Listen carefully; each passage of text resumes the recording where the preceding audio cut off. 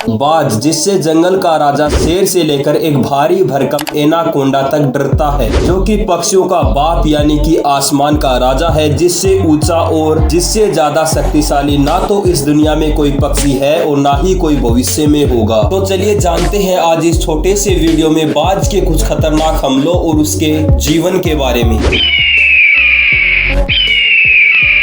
Guys, हर किसी को अपने खौफ से डराने वाले बाज की लड़ाई शुरू होती है उसके बचपन से। गाइस, एक मादा बाज एक बार में 2 से 3 अंडे देती है, लेकिन गाइस जब इन अंडों से बच्चे निकलना शुरू हो जाते हैं तब वह मादा बाज इन बच्चों को खाना नहीं देती है, जिससे कि मजबूरन इन छोटे छोटे बच्चों को अपनी भूख शांत करने के लिए अपने ही भाई बहनों पर हमला करना पड़ता है और वो बहुत ज्यादा लड़ाई करते हैं। और इस लड़ाई में जो बाज अपने सभी भाई बहनों को मारकर खा जाता है वहीं आगे चलकर बनता है एक विशाल और खतरनाक ईगल।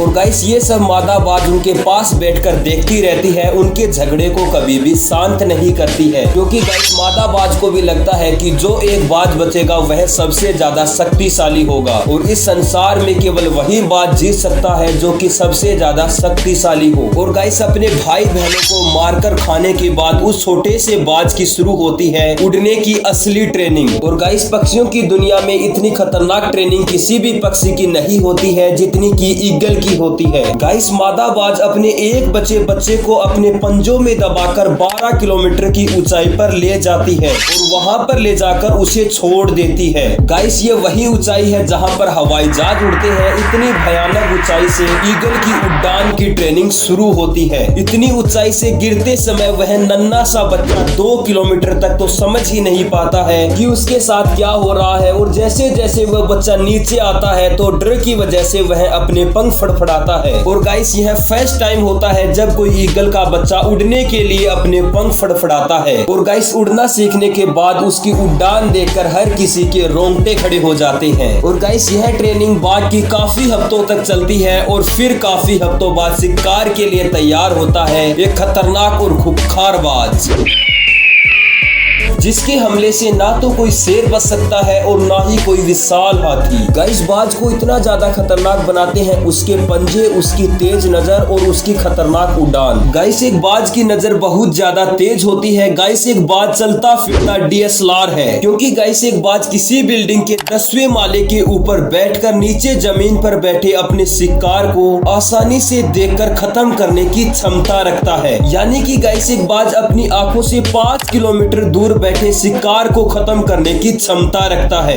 गाइस, जहां हम हमारी आंखों को केवल एक ही वस्तु पर फोकस कर सकते हैं, वहीं गाइस एक बाज अपनी आंखों को 2 वस्तुओं पर फोकस कर सकता है। यानी कि गाइस एक बाज अपनी दोनों आंखों से अलग अलग शिकार पर नजर रख सकता है। और गाइस, एक बाज के पंजे इतने ज्यादा खतरनाक होते हैं कि इसके पंजों की पकड़ से कोई भी बड़े से बड़ा जानवर नहीं बच सकता है। गाइस, जब कोई बाज उड़ता है तो वह अपनी नॉर्मल स्पीड 90 किलोमीटर प्रति घंटे की रफ्तार से उड़ता है, लेकिन गाइस जब कोई बाज अपने शिकार को अंजाम देने के लिए उड़ता है तो उसकी स्पीड 210 किलोमीटर प्रति घंटे की रफ्तार से भी ज्यादा तेज होती है। और गाइस, गोल्डन ईगल की स्पीड तो अपने शिकार के समय 220 किलोमीटर प्रति घंटे तक पहुंच जाती है। और गाइस, इतनी ज्यादा स्पीड से किसी भी जानवर का बच पाना इम्पॉसिबल है। जैसे कि गाइस आप इस वीडियो में देखिए। गाइस, इस वीडियो में लोमड़ी एक खरगोश को अपना शिकार बना रही होती है, लेकिन गाइस इसे ये नहीं पता है कि इस पर दुनिया के खतरनाक पक्षी की नजर पड़ चुकी है, जो कि इसे पल भर में अपना शिकार बना लेगा।